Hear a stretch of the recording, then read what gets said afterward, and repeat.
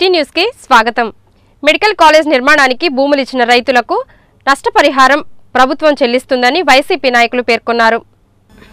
పట్టణంలో medical college నిర్మాణం చేపట్టడం పట్ల టీడీపీ సహించలేకపోతుందని పలువురు వైసీపీ నాయకులు విమర్శించారు.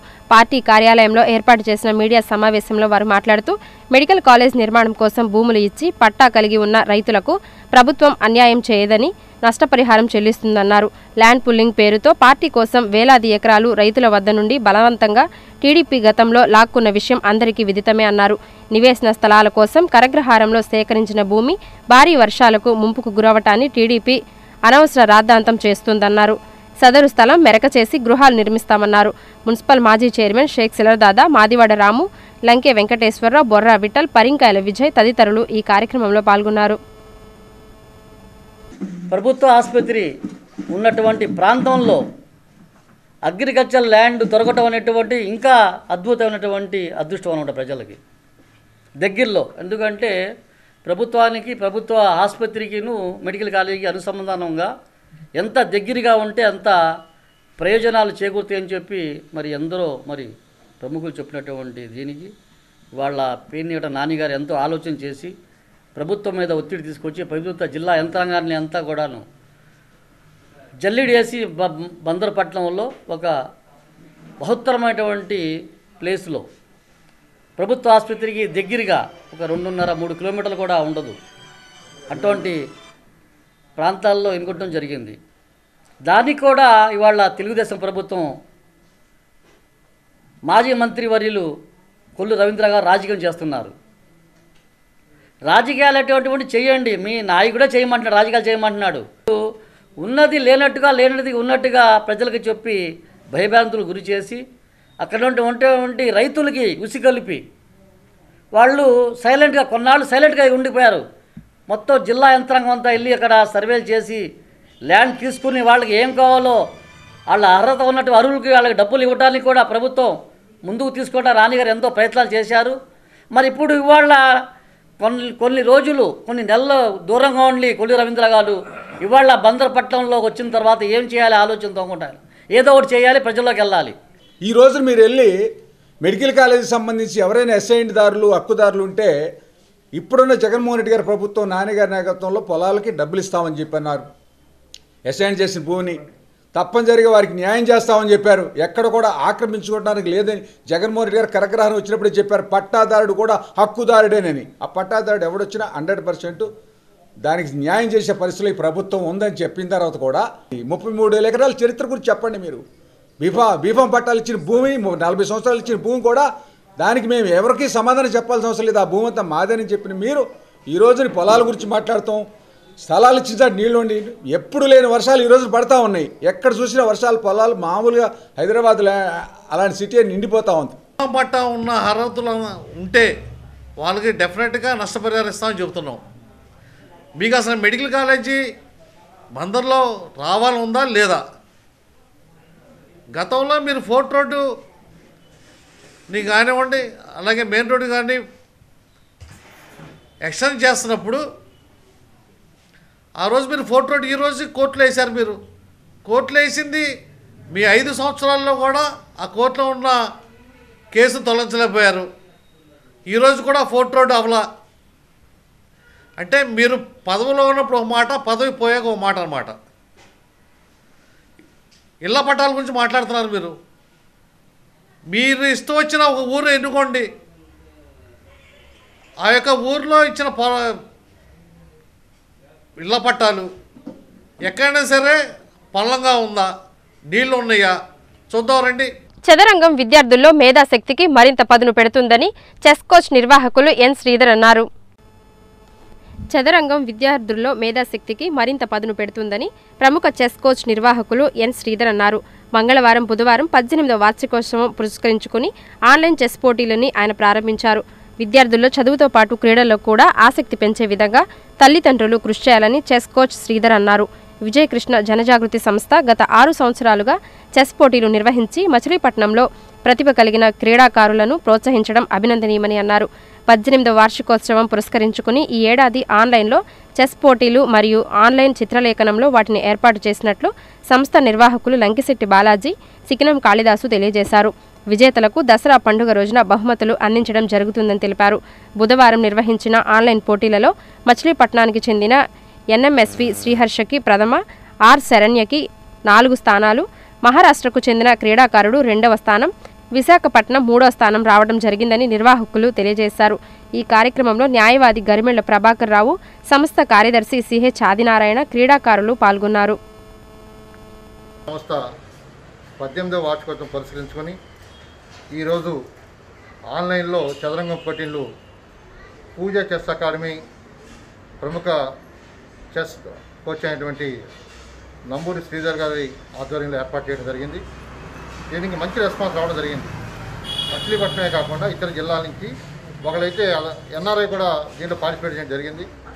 మరి ఆన్లైన్ కాంపిటీషన్లో ఈ రోజున మచిలీపట్నం చెందినటువంటి 2 విద్యార్థులకి, అదేవిధంగా ఈ విశాఖపట్నం, కాకినాడ ఈ 4 కూడా 1st, 2nd, 3rd ప్లేస్లు ఆక్యుపై చేయడం జరిగింది.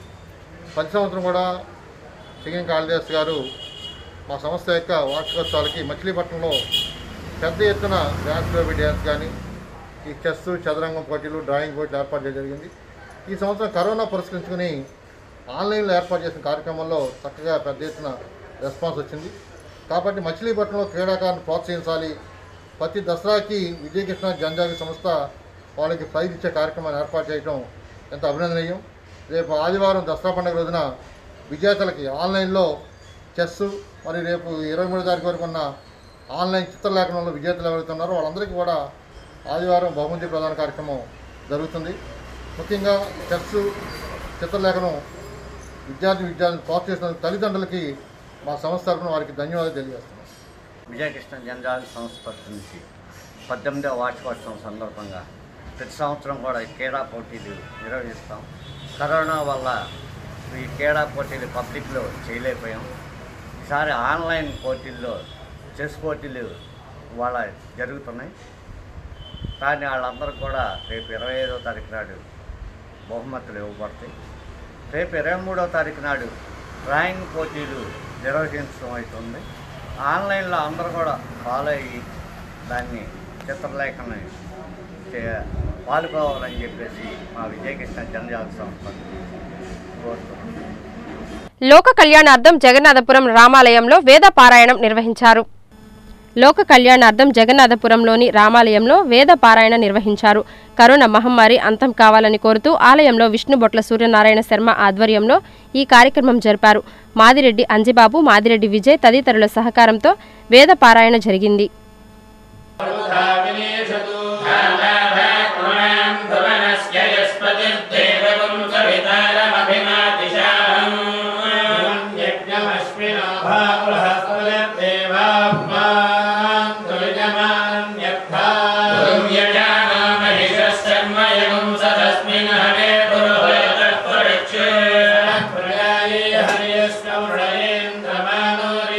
బ్రహ్మశ్రీ వేదమూర్తులైనటువంటి విష్ణుభట్ల సూర్యనారాయణ శర్మ గారి ఆధ్వర్యంలో ఈరోజు స్వామివారికి, అమ్మవారికి సేవగా వాళ్ళ వేద సభ జరుగుతున్నది. ఈ కార్యక్రమానికి వచ్చినటువంటి భక్తులందరూ కూడా ఈ కార్యక్రమాన్ని వీక్షించి అమ్మవారి, స్వామివారి అనుగ్రహం పొంది అందరూ కూడా ఆయురారోగ్య ఐశ్వర్యాలతో ఉండాలని చెప్పి స్వామివారి అనుగ్రహం, అలాగే అమ్మవారి కృప మన మీద ఉండి ఈ కరోనా వ్యాప్తిలో ఉన్నటువంటి ఈ మహమ్మారి త్వరగా ఈ దేశం నుంచి, ప్రపంచం నుంచి కూడా మాయమైపోవాలని చెప్పి జగదాంబ ఆశీస్సులు మనందరికీ ఉండాలని చెప్పి అందరం కూడా స్వామివారిని వేడుకుందాం. దసరా నవరాత్రుల సందర్భంగా మన జగన్నాథపురం శ్రీరామ మందిరంలో అమ్మవారి జన్మ నక్షత్రమైన మూలా నక్షత్రం సందర్భంగా మరి జగన్నాథపురం రామ మందిరంలో వేద పండితులచే వేదపారాయణం కార్యక్రమం జరుగుతుంది. ఈ కార్యక్రమం వల్ల ముఖ్య ఉద్దేశం 50 డివిజన్లో ఉన్న పట్టణ ప్రజలందరూ కూడా సుఖ సంతోషాలతో ఉండాలని చెప్పి, ఈ దేశం కూడా బాగుండాలని చెప్పి, తద్వారా రాష్ట్రం కూడా బాగుండాలనే ఉద్దేశంతో ఈ కార్యక్రమం ఏర్పాటు చేయడం జరిగింది. ఏ కరోనా వైరస్ నుండి మనం అందరం కూడా ఎంత ఇబ్బంది పడుతున్నామో ఆ కరోనా వైరస్ నుండి అమ్మవారు విజయదశమి నాటికల్లా దాన్ని ఇక్కడి నుంచి ప్రారంభించాలని చెప్పి కోరుకుంటూ అమ్మవారిని వేడుకుంటూ సెలవు తీసుకుంటున్నాం. జై శ్రీరామ్. అమరావతిని రాజధానిగా కొనసాగించాలని టీడీపీ డిమాండ్ చేసింది.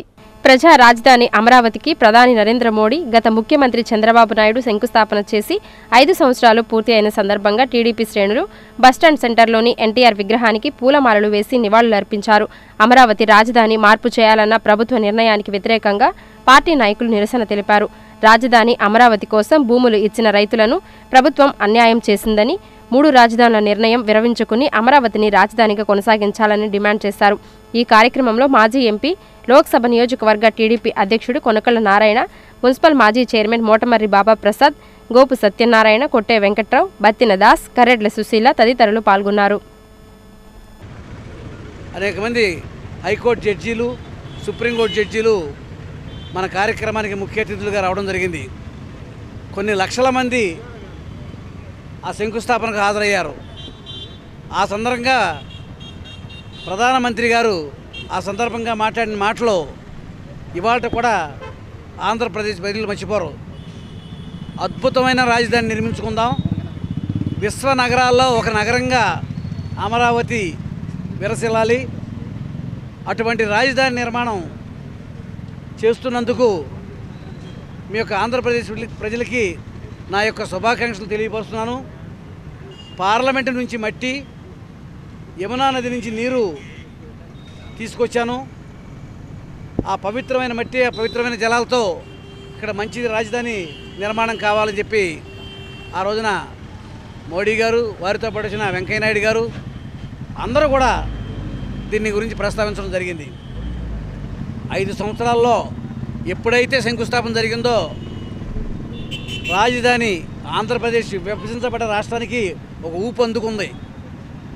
ఇతర దేశాల నుంచి పారిశ్రామికవేత్తలు వచ్చారు, కాంట్రాక్టర్లు వచ్చారు, రాజధాని నిర్మాణంలో భాగస్వాములు అయ్యారు, రోడ్లు మొదలుపెట్టారు, అసెంబ్లీ నిర్మాణం మొదలుపెట్టారు, సెక్రటరియట్ నిర్మాణం మొదలుపెట్టారు. ఈ రోజున ఎంతో అభివృద్ధి పదం వైపు దూసుకుపోతున్న ఆంధ్రప్రదేశ్ని చంద్రబాబు నాయుడు గారు అహర్నిశలు శ్రమించి అక్కడ రైతుల సహకారంతో ప్రపంచంలో కరీమిని ఎరిగిన విధంగా రైతులు వారంతటా వారు ముందుకొచ్చి 33,000 ఎకరాల భూమిని అమరావతిలో రాజధాని నిర్మాణానికి ఇవ్వడం జరిగింది. ఇది ప్రపంచంలోనే అరుదైన సంఘటన. అటువంటి త్యాగాలు, రైతుల త్యాగాలు ఆంధ్రప్రదేశ్ ప్రజలు ఎప్పుడు కూడా మర్చిపోరు. అటువంటి త్యాగాల ఫలితం మన రాష్ట్ర రాజధాని నిర్మాణంలో అనేక విదేశీ సంస్థలు పాలు పంచుకున్నాయి. అంటే ఈ కృష్ణా గుంటూరు జిల్లాలని దెబ్బ కొట్టాలనే ప్రయత్నంలో ముఖ్యమంత్రి గారు పూర్తి పాత్ర వహిస్తున్నారు. దయచేసి కృష్ణా గుంటూరు జిల్లాలను దెబ్బ కొడతాం కాదు, కృష్ణా గుంటూరు జిల్లాలు ఈ రాష్ట్రానికి వెన్నుముక. ఈ రాష్ట్రంలో అమరావతి అనేది సెంటర్ పాయింట్గా అటు కర్నూలుకి కానీ ఇటు వైజాగ్ కానీ సెంటర్ పాయింట్గా ఉంది. కాబట్టి అమరావతి అందరికీ ఆమోగ్యమైన అమరావతిని నిర్మాణం చేసి పరిపాలన చేసి అభివృద్ధి చేయాలని చెప్పి కూడా మేము డిమాండ్ చేస్తున్నాం. అలాంటిది 3.5 సంవత్సరాల్లో ఎంతో అభివృద్ధి చెందింది. సెక్రటరియట్ కట్టారు, హైకోర్టు కట్టారు, అన్నీ కూడా డెవలప్ అవుతుంటే 3.5 సంవత్సరాల్లో వచ్చిన తర్వాత ఈయన మొత్తం ఆపేసి పనులన్నీ కూడా సంవత్సరంన్నర నుంచి కూడా మొత్తం ఆపేసి ఉన్నటువంటి పరిస్థితి ఉంది. అలా చేయకుండా 3 రాజధానులు 3 ముక్కలు కాకుండా ఒకే రాజధాని ఉండాలని చెప్పేసానని మేమంతా కూడా మా పార్టీ తరఫున, మా నాయకుల తరఫున వాళ్ళు ఇచ్చేటువంటి పిలుపు మేరకు మేము ఏ ఉద్యమానికైనా సిద్ధంగా ఉన్నాం. అమరావతి మాత్రం ఉండాలి అని చెప్పేసానని మేమందరం కూడా డిమాండ్ చేస్తున్నాం. దసరా మహోత్సవాలలో 6వ రోజు అమ్మవారు బాలా త్రిపుర సుందరి అలంకారంలో భక్తులకు దర్శనమిస్తోంది. దసరా మహోత్సవాలు పట్టణంలోని ఆలయాలలో వైభవంగా నిర్వహిస్తున్నారు. దేవీ శరన్నవరాత్రులలో 6వ రోజు అమ్మవారిని బాలా త్రిపుర సుందరి అలంకారంలో దర్శించుకుని భక్తులు తరిస్తున్నారు. ఈ సందర్భంగా వివిధ ఆలయాలలో అమ్మవారికి ప్రత్యేక పూజలు, అభిషేకాలు నిర్వహించారు. పలు దేవాలయాలలో సామూహిక కుంకుమార్చనలు, లలిత సహస్ర పారాయణ పఠనం జరుపుతున్నారు. ఆలయాలన్నీ వేద మంత్రాలతో ఆధ్యాత్మిక వాతావరణం సంతరించుకున్నాయి. ఆలయాలన్నీ భక్తులతో కిటకిటలాడుతున్నాయి. కోవిడ్ నిబంధనలకు అనుగుణంగా ఆలయ పాలక వర్గాలు భక్తులకు పలు సూచనలు చేస్తూ దర్శనం కల్పిస్తున్నాయి.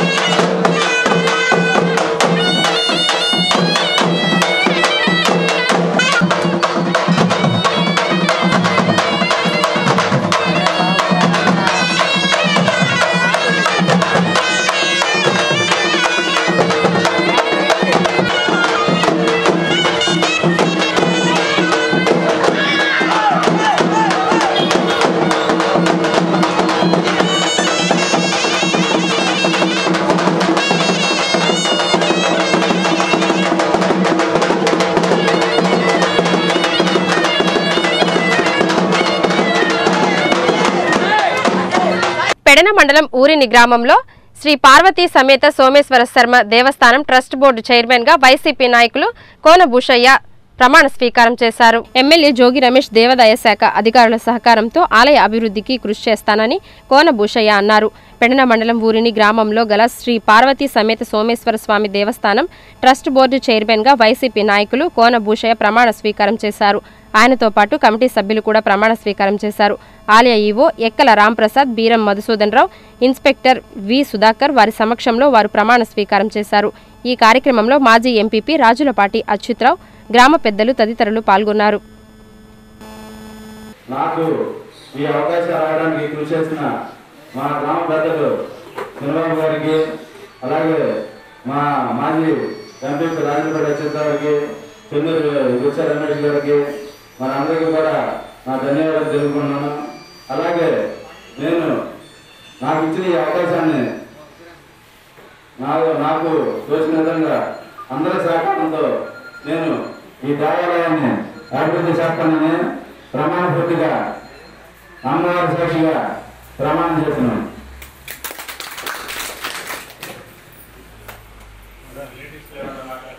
ఈ వార్తలు ఇంతటితో సమాప్తం. నమస్కారం.